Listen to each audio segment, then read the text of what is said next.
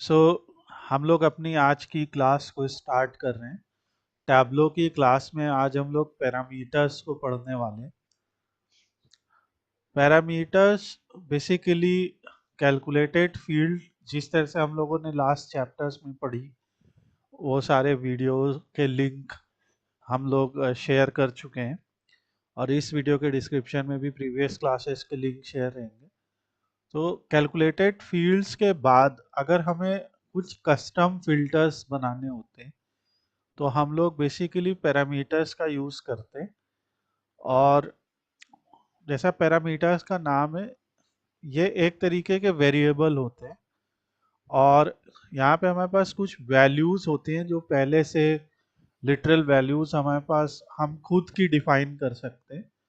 हम किसी given data set की वैल्यूज़ को भी यूज़ कर सकते हैं और उन वैल्यूज़ के साथ हम किसी कैलकुलेटेड फील्ड को अटैच करके इन पैरामीटर्स का यूज़ कर सकते हैं फिल्टर करने के लिए डेटा को। जैसे सपोज कीजिए कि आपको एक ईयर मिलता है, जैसे स्टार्टिंग ईयर और एंड ईयर क्या है, तो वो एक पैरामीटर हो सकता है। बहुत सारे जो रिपोर्ट्स होती हैं।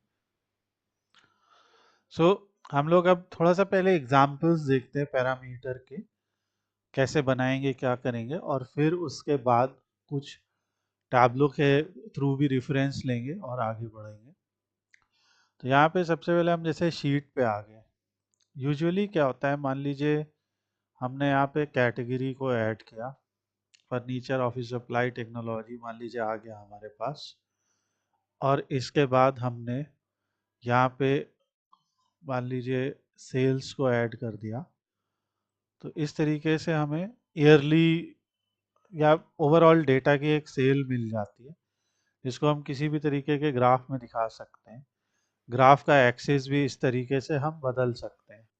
सो अब हम यहाँ पे किसी और पैरामीटर को, जैसे फॉर एग्जांपल सिटी को या स्टेट को फिल्टर में ले आते हैं और यहाँ से हम मान लीजिए सभी स्टेट्स को सेलेक्ट करके अप्लाई कर देते हैं। इसके बाद हम यहाँ से शो फिल्टर करते हैं। इस साइड बार में हमें स्टेट्स दिखाई देते हैं। हम यहाँ से क्लिक करके इन्हें single value drop down list, multiple value drop down list, इस तरीके से बना सकते हैं। तो अगर सपोज कीजिए हमने single value drop down list बनाया एक एग्जांपल के लिए और हम यहाँ से इन स्टेट्स को चेंज कर रहे हैं, तो जिस भी स्टेट को हम सेलेक्ट कर रहे हैं, यहाँ पे जो हमारा ग्राफ है वो फिल्टर हो रहा है उस हिसाब से। इस हिसाब से हम मल्टीपल फिल्टर्स भी बना सकते हैं। तो सेम उसी तरीके से यहाँ पे हम पैरामीटर्स का भी यूज़ कर सकते हैं। तो पैरामीटर्स का यूज़ करने के लिए अभी हम लोगों ने, क्योंकि यहाँ पे डेटा में मौजूद जो डेटा फील्ड है उसी का यूज़ किया है एज अ फिल्टर। पर फील्ड पैरामीटर बनाने के लिए आप यहाँ से क्रिएट पैरामीटर करिए और क्रिएट पैरामीटर को करके, जैसे आपको यहाँ पे दिख रहा है कि ये पैरामीटर का नाम होता है, ये उसका डेटा टाइप होता है, ये उसकी करंट वैल्यू है और ये वैल्यू व्हेन वर्कबुक ओपन्स है। यानी कि अब इसको एक एक करके समझते हैं। सबसे पहले हमारा पैरामीटर जो बनेगा, तो उस पैरामीटर का नाम क्या होगा। मान लीजिए हमने अपना नाम इमेजिन कर लिया कि हमारे पैरामीटर का नाम होगा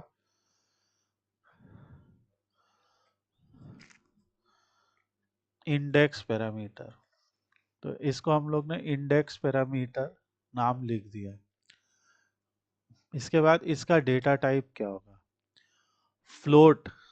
अगर हमारे डेटा टाइप में डेसिमल पॉइंट्स है तो हम फ्लोट डेटा टाइप चूज कर सकते हैं। अगर इसका वैल्यू सिर्फ इंटीजर रहने वाला है, यानी कि बिना डेसिमल पॉइंट के वैल्यूज, तो इंटीजर। अगर इस पैरामीटर में हम स्ट्रिंग वैल्यूज लाना चाहते हैं तो हम स्ट्रिंग को चूज कर सकते हैं। बूलियन में केवल ट्रू और फॉल्स रहता है, डेट और डेट टाइम रहता है। सो जैसे आपने पूछा फिल्टर का क्या काम है, तो फिल्टर का काम यही है। अब जैसे मान लीजिए हम यहाँ पे इस वेबसाइट से लैपटॉप सर्च कर रहे हैं, तो हमने अभी इसमें कोर i3 प्रोसेसर का फिल्टर लगा दिया। मान लिया हमें Ryzen 7 के ही लैपटॉप्स देखने हैं। तो अभी इनके पास एक लैपटॉप है इस समय, जब हम ये डेटा एनालाइज कर रहे हैं। टच स्क्रीन देखना है तो यस नो टच स्क्रीन आ जाएगा कि सिर्फ टच स्क्रीन वाले लैपटॉप्स आने लगे। सो फिल्टर आपकी रिक्वायरमेंट के हिसाब से डेटा को ट्रिम कर रहा है, ठीक है। तो उसी तरीके से यहाँ पे अगर हम जो दो स्टेट का कंबाइंड देखना चाहते हैं, तीन का कंबाइंड देखना चाहते हैं, तो हम यहाँ से सेलेक्ट कर लेंगे इसको। नाउ आती है बात पैरामीटर्स की, हम फिर से शुरू करते हैं। तो पैरामीटर को बनाने के लिए हम यहाँ क्रिएट करते हैं, क्रिएट पैरामीटर। और क्रिएट पैरामीटर में हम सबसे पहले पैरामीटर का नाम लिखते हैं। जैसे हमने कह दिया, इसका नाम रख दिया इंडेक्स पैरामीटर, ठीक है। अब हमने जैसे नेक्स्ट चीज बताई थी कि data type, data type float, integer, string, boolean, date and date time हो सकता है। डेसिमल, अगर अगर आप चाहते हैं कि आपका जो पैरामीटर आएगा, जो एज अ फिल्टर यहाँ पे आएगा, उसमें डेसिमल पॉइंट है, तो आप यहाँ पे फ्लोट चूज कीजिए।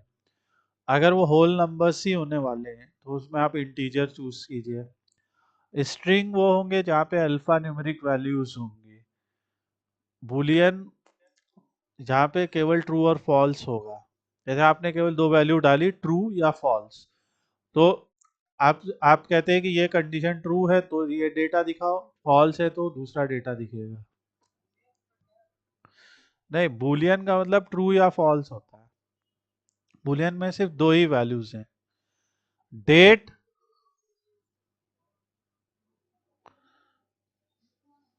हाँ, बूलियन में सिर्फ दो वैल्यूज एक्सेप्ट होंगी, ट्रू और फॉल्स, ठीक है। डेट और डेट एंड टाइम, डेट में सिर्फ डेट आएगी, डेट एंड टाइम में डेट प्लस टाइम दोनों आएगा, ठीक है। सो सबसे पहले हम एक इंटीजर पैरामीटर बनाते हैं। इंटीजर पैरामीटर का टाइप हमने इंटीजर लिखा, करेंट वैल्यू 1 लिखी, ठीक है। अब ये कह रहे हैं कि अलाउेबल वैल्यूज क्या होंगी, जो आप पैरामीटर बना रहे हो उसमें वैल्यू कहाँ से कहाँ तक जाएंगी। तो हमने जैसे कह दिया कि अलाउेबल वैल्यूज जो है इसकी लिस्ट होंगी या रेंज होंगी, ठीक है। तो पहले हम रेंज पकड़ते हैं। रेंज का मतलब होता है कि एक मिनिमम वैल्यू होगी, एक मैक्सिमम वैल्यू होगी, और उनके बीच का एक कॉमन डिफरेंस या स्टेप साइज होगा। मैंने कहा मिनिमम मैक्सिमम 10 कर दिया, ठीक है। जैसे कई बार सवालों में आपसे पूछा जाता है टॉप 10 रिकॉर्ड्स बताइए, यू ना, टॉप 20 रिकॉर्ड्स बताइए, इस तरीके से बोला जाता है। तो आप यहाँ पे 1 to 10 जैसे दिखा रहे हो, और स्टेप साइज का मतलब क्या होता है, अभी हम स्टेप साइज को भी दिखाएंगे क्या मतलब है। तो अभी हमने सिर्फ इतना किया कि डेटा टाइप इंटीजर चूज किया, करंट वैल्यू 1 चूज किया, और जब वर्कबुक ओपन होगी तो जो भी करंट वैल्यू होगी वो दिखाएगा। रेंज यहाँ से ली कि हमें रेंज ऑफ वैल्यू चाहिए, और फिर 1 to 10 रेंज डिफाइन कर दी, ओके कर दिया। अब ये देखो यहाँ पे नया एक पैरामीटर टैब बन गया। पहले टेबल बना, फिर पैरामीटर, जिसके अंदर एक नंबर वाला पैरामीटर, इंडेक्स पैरामीटर आ गया। इसको करके शो पैरामीटर करना पड़ता है, ठीक है। तो एक ऑप्शन ये हमने कर दिया शो पैरामीटर, ठीक है। तो यहाँ पे आप देखें 1 2 3 4 आने लगा, समझ रहे। हमने क्या डिफाइन किया था कि पैरामीटर की वैल्यू 1 से लेके 10 तक होनी चाहिए, राइट। और स्टेप साइज क्या होता है कि पहली वैल्यू 1 होगी तो अगली वैल्यू क्या होगी, तो अगली वैल्यू के लिए स्टेप साइज 1 है, यानी 1 का मतलब 1 + 1 2 2 + 1 3 ऐसे। अगर सपोज करो हम कह देते हैं स्टेप साइज 2 है, तो वैल्यू क्या होंगी देखो, 1 फिर 3 फिर 5 फिर 7, यानी कि 2 का डिफरेंस आ जाता है, ठीक है। तो ये जो अरिथमेटिक प्रोग्रेशन में हमने पढ़ा था, कॉमन डिफरेंस जो होता है वो यहाँ पे स्टेप साइज है। तो स्टेप साइज हम 1 ही रखेंगे, बिकॉज हम चाहते हैं कि 1 to 10 ये दिखाए, ओके। इसको भी आप यहाँ से स्लाइडर या टाइप इन इस तरह के दो वो चूज कर सकते हैं। ठीक है, हाँ, वन रखा तो वन के बाद टू, टू के बाद थ्री, कॉमन डिफरेंस वन हो जाएगा। ठीक है, अगर पांच रख दोगे तो आएगा एक, फिर छः, फिर 11, ऐसे आएगा। ठीक है, तो ये कॉमन डिफरेंस होता है।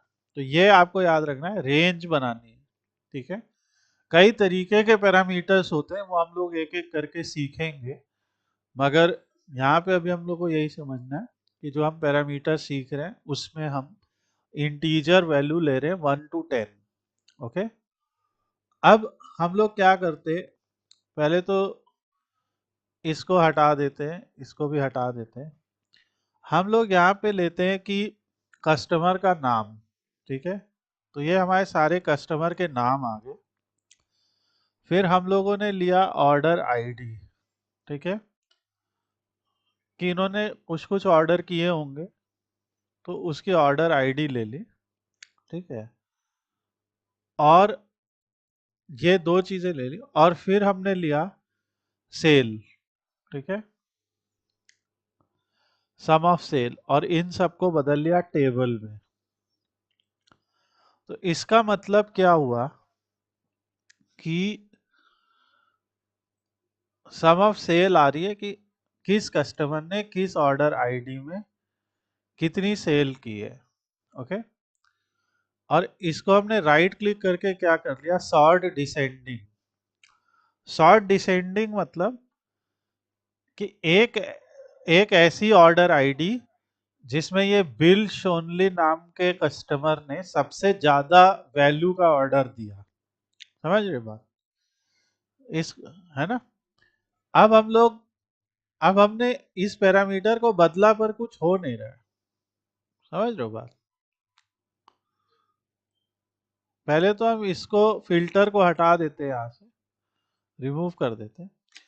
इस पैरामीटर के करने से कुछ भी हो नहीं रहा है, क्योंकि एक रूल याद करना है, जब कभी भी हम पैरामीटर बनाते तो सिर्फ अकेले पैरामीटर से कुछ नहीं होगा। ओके, आपको उस पैरामीटर को किसी कैलकुलेटेड फील्ड के साथ अटैच करना पड़ेगा, तब वो काम करेगा। ठीक है, अब हमने क्या किया, यहां से एक कैलकुलेटेड फील्ड बनाई, और इस कैलकुलेटेड फील्ड का नाम रखा इंडेक्स, और इसमें एक इंडेक्स नाम का फॉर्मूला यूज किया, इंडेक्स फंक्शन यूज किया। इंडेक्स का मतलब क्या होता है, जैसे हम लोग अपने पुराने टाइम में सीरियल नंबर लिखते थे, याद है कि, हाँ, चैप्टर में जैसे रिक, रिकॉर्ड का सीरियल नंबर होता था, है ना, कि, तो अगर कोई आपसे पूछता है टॉप 5 ऑर्डर्स कौन से हैं, ठीक है, या टॉप 20 ऑर्डर्स कौन से हैं, तो, या टॉप 10 ऑर्डर कौन से हैं, तो यानी उसके सवाल में डायनेमिकली एक चीज आ रही है कि टॉप 5, टॉप 10, टॉप 20, ये सब है। ठीक है, सो अब हम जब जब कभी इस टाइप के सवालों के हमें जवाब देने हो या रिपोर्ट बनानी हो, जहाँ पे हम यूजर को एक ऑप्शन देना चाहते हैं कि हम आपको एक सिंपल स्लाइडर दे दे रहे हैं, आप उससे अपने आप टॉप 1, टॉप 2, टॉप 3 जो मन करे करिए। ठीक है, सो इसमें हमने जैसे इंडेक्स बना दिया होता, अब ये कैलकुलेटेड फील्ड इंडेक्स हमारी यहाँ बन गई, और इसको हम लोगों ने रिपोर्ट में ऐड कर दिया। ठीक है, अभी मान लो इधर हम ऐड कर देते, और इसको हमने यहाँ पे ले आया। सो इसको थोड़ा सा हमें सेटअप करना पड़ेगा।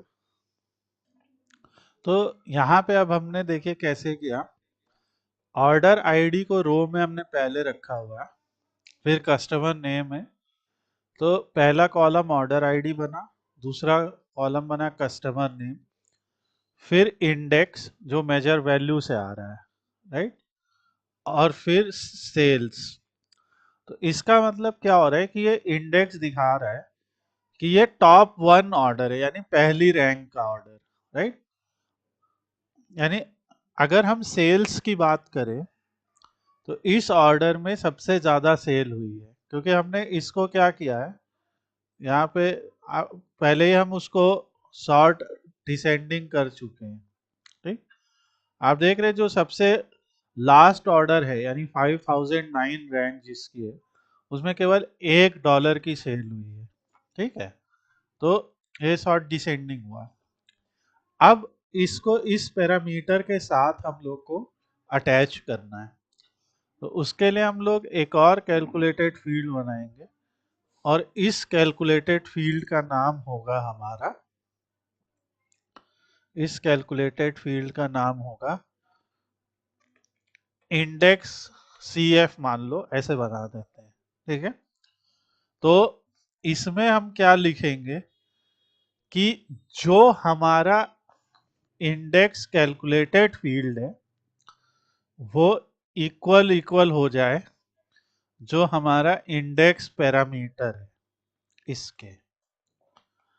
बेसिकली हम क्या कह रहे हैं कि ये जो पहले हमने एक इंडेक्स नाम की कैलकुलेटेड फील्ड बनाई, ओके, जिससे यहाँ पे इंडेक्स आने लगा, राइट। फिर हमने एक इंडेक्स नाम का पैरामीटर बनाया, इंडेक्स पैरामीटर, जिसमें हमने 1 to 10 तक की वैल्यू ले ली। फिर डबल इक्वल टू का मतलब है कंपेयर, ठीक है। कंपेयर का मतलब होता है, कंपेयर जब दो वेरिएबल हम आपस में कंपेयर करेंगे, दो वैल्यूज को आपस में कंपेयर करेंगे, तो आंसर क्या आएगा, या तो यस आएगा या नो आएगा। ये चीज समझ रहे हो कि नहीं, है ना। जैसे अगर मान लो हमारे सामने दो लोग खड़े हैं, हमने पूछा क्या रोहित की हाइट विराट से ज्यादा है, तो इसके दो ही तो आंसर आ सकते हैं, हाँ या ना, है ना। तो हम कंपेयर जब करते दो वैल्यूज को तो उसका आउटपुट क्या आता है, ट्रू या फॉल्स। तो जो इस टाइप की कैलकुलेटेड फील्ड होती है जिसमें हम एक वैल्यू को दूसरी वैल्यू से कंपेयर करते हैं कंपैरिजन ऑपरेटर का इस्तेमाल करके, वो वो कैलकुलेटेड फील्ड क्या होती है, वो कैलकुलेटेड फील्ड आपकी सिंपली आउटपुट देती है ट्रू या फॉल्स। ये याद रखिए, जब टैबलो में ये याद रखना है कि चाहे हम पैरामीटर बनाते हैं चाहे हम कैलकुलेटेड फील्ड बनाते हैं, तो उसका भी डेटा टाइप होता है, ठीक है। तो इस टाइप के कैलकुलेटेड फील्ड का डेटा टाइप बूलियन होगा। अप्लाई किया, अब हमें कैसे पता बूलियन है, ध्यान से देखिए, उसने कैलकुलेटेड फील्ड बनाई है हमारे लिए, ठीक है। इसमें देखो, ये देखो TF लिखा है, ट्रू फॉल्स बूलियन। तो यानी ये जो इंडेक्स CF है वो बूलियन बन गया। अब बूलियन जब कोई चीज बनेगी तो उसमें से हम सिर्फ ट्रू वाला अगर चूज कर लें, ठीक है, तो उस केस में क्या होगा कि जो हमारा इंडेक्स पैरामीटर है वो हमेशा इंडेक्स के बराबर रहेगा, ठीक है। तो अभी हम जैसे फिल्टर में ऐड करते हैं इसको, तो इसमें फॉल्स थोड़ी लेंगे हम, क्योंकि हमें हर बार अपने इंडेक्स पैरामीटर को इसके बराबर बनाना है। हम इसको ट्रू कर देंगे, अप्लाई, ओके, ठीक है। अब देखो नहीं नहीं, अब देखो क्या हो गया, हमने 1 किया तो टॉप 1 आने लगा, 2 किया टॉप 2, 3 किया टॉप 3, 4 किया टॉप 4, 5। तो ये क्या कर रहा है, टॉप की जगह उस नंबर का ऑर्डर दिखा रहा है। समझ रहे हो बात, कि 9वें नंबर पे कौन सा ऑर्डर है, ठीक। तो हम क्या करेंगे, जो ये हमने कैलकुलेटेड फील्ड बनाई है इसको हम एडिट करेंगे। हम कहेंगे कि जो इंडेक्स पैरामीटर हम डालें, ठीक है, हमेशा उससे छोटे इंडेक्स की वैल्यू को दिखाएंगे। Sorry, greater than equal to, इसका मतलब क्या होएगा कि अगर हमने वहां पे 10 लिखा है पैरामीटर में, तो 1 से 10 तक आएगा कि नहीं बताओ।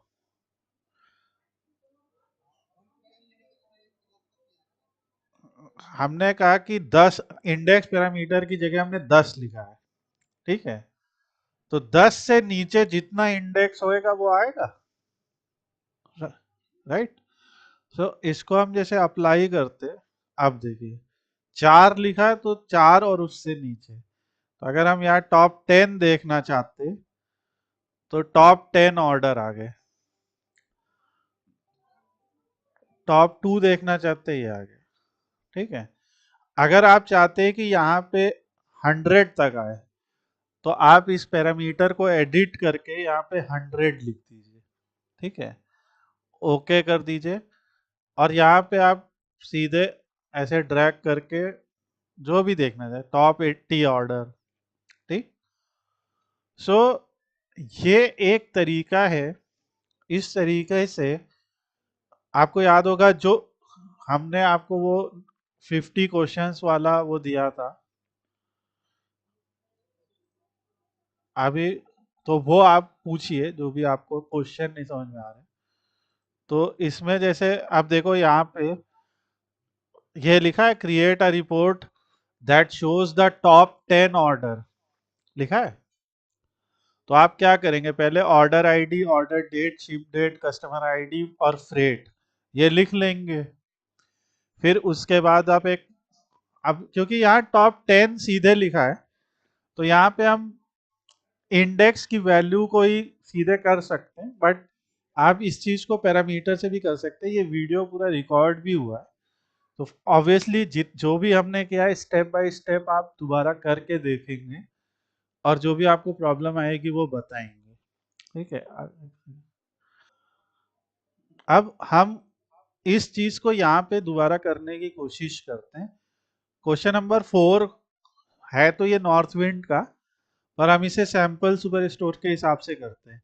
तो इनको चाहिए order ID, order date, ship date, customer ID, ठीक है। तो पहले ये 4-5 चीजें ले आते हैं यहाँ पे। तो ये हमारी हो गई ऑर्डर आईडी,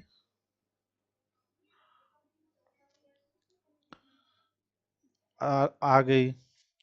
मैंने आपको ऑर्डर डेट का सीधे बताया था कि ऑर्डर डेट को एज अ डेट बनाने के लिए तो इसको हम ODSTR बोल देते हैं, ठीक है। तो हमने बताया था स्ट्रिंग कर दो उसको, राइट। तो उससे क्या होएगा कि वो ईयर और मंथ इन सब में ब्रेक नहीं होएगा, सीधे एज अ स्ट्रिंग आ जाएगा, ये देखो, राइट। तो हमने ऑर्डर आईडी, ऑर्डर डेट कर दिया, और हमें सेल्स दिखाना है, ध्यान से समझिए। तो हम इसको ऐसे भी लिख सकते हैं ना, सेल्स STR, ध्यान से समझिए। तो हमने कह दिया स्ट्रिंग बना दो सेल्स को, ठीक। तो इससे क्या होगा, वो बार बार सम नहीं करेगा, एग्रीगेशन नहीं करेगा, और ऐसा दिखेगा। फिर मैंने बताया था कि जब हम स्ट्रिंग बनाते हैं तो वो ऐसे बहुत सारे डेसिमल बनाने लग जाता है। तो इसके लिए याद है मैंने एक राउंड नाम का फंक्शन बताया था, ठीक है। राउंड फंक्शन में क्या होता है कि आप लिख सकते हैं कि कितने डेसिमल प्लेसेस तक आपको जाना है, ठीक है। तो हम 2 डेसिमल प्लेसेस तक जाते हैं और सेल्स STR करते हैं। जस्ट अ मिनट, इसको हम देखते हैं। Round sales STR 2, okay. इसको यहाँ ले आते हैं। अब ये क्यों नहीं कर रहे, पर इसको समझते हैं।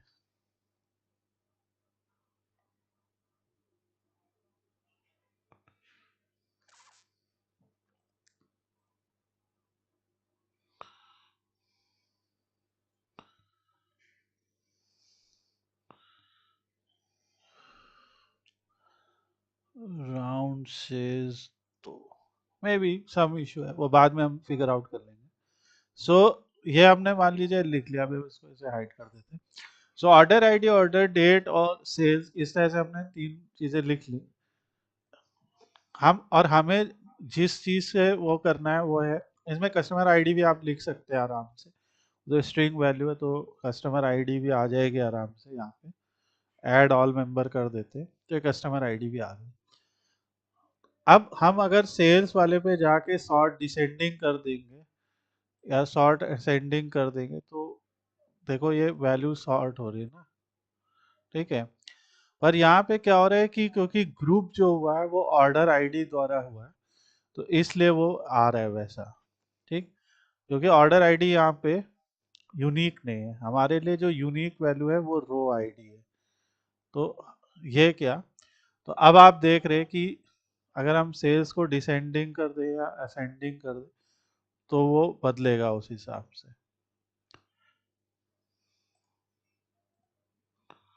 अगर ये नहीं हो रहा है तो हम फिर अपनी प्रॉपर सेल्स को ही लाते हैं। छोड़ो, प्रॉब्लम कर रहा है वो, तो हम इसको ले आते हैं और ये आ गया। अब यहाँ पे हम रो आईडी वाइज इसे ले आते हैं और जो हमारे सेल्स वैल्यू है उसे डिसेंडिंग में ले आते हैं, तो ये आ गया हमारा, ठीक है। तो इस तरीके से हमें दिख रहा है कि इस कस्टमर आईडी ने इस डेट को सबसे महंगा ऑर्डर दिया था, राइट, एक रो में आया।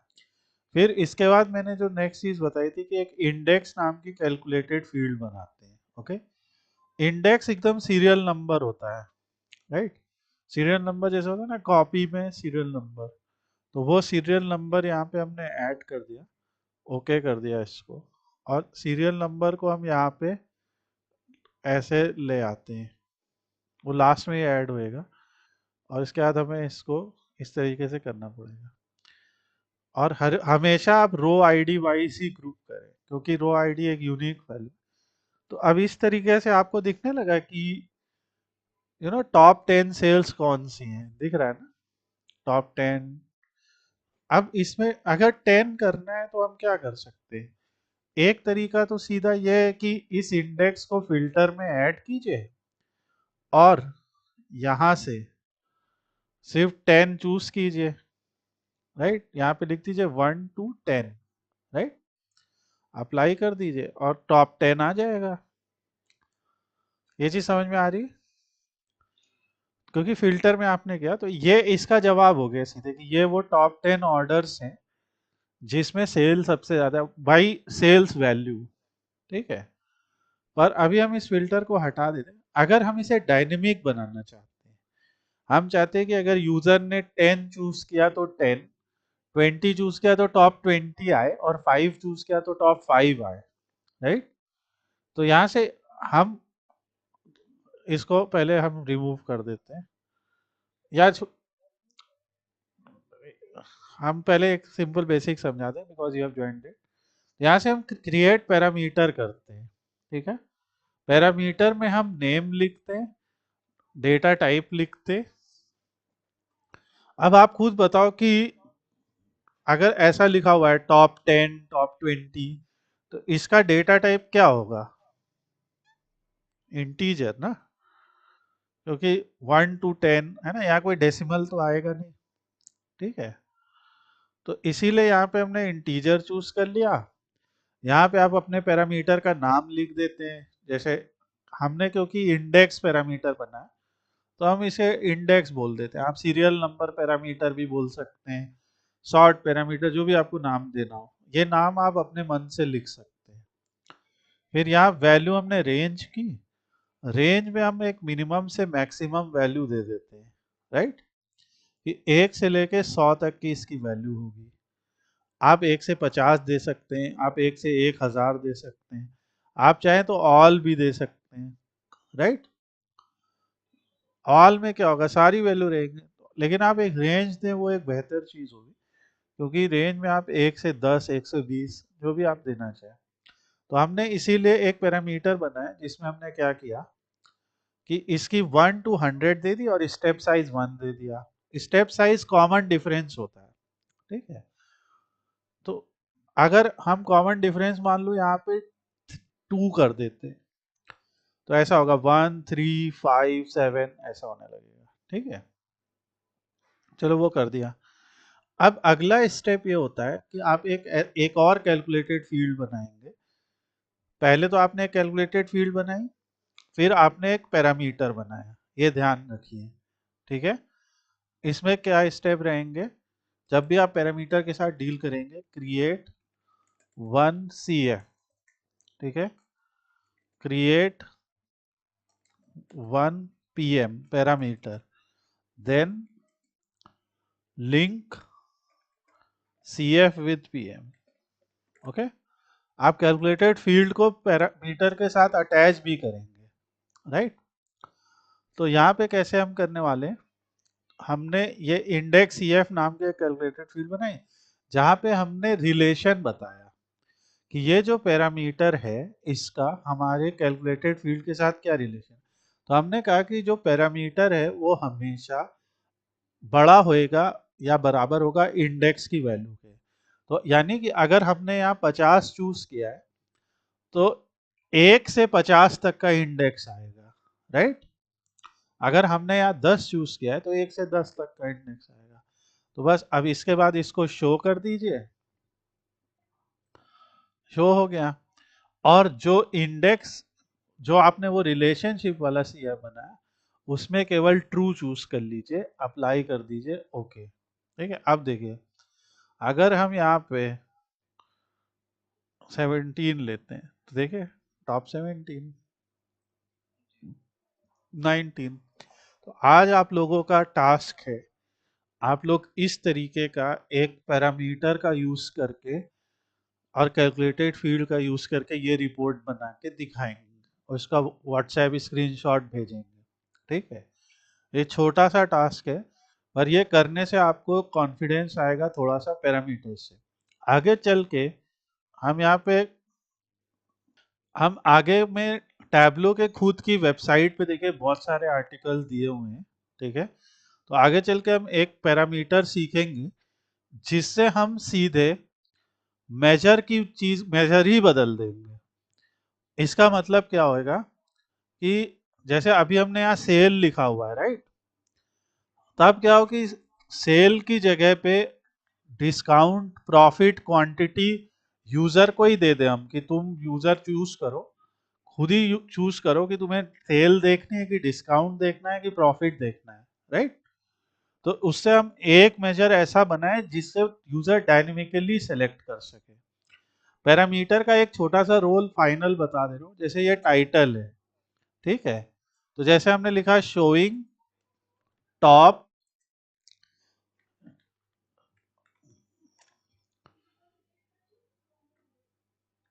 और यहाँ पे हम इंसर्ट कर देते,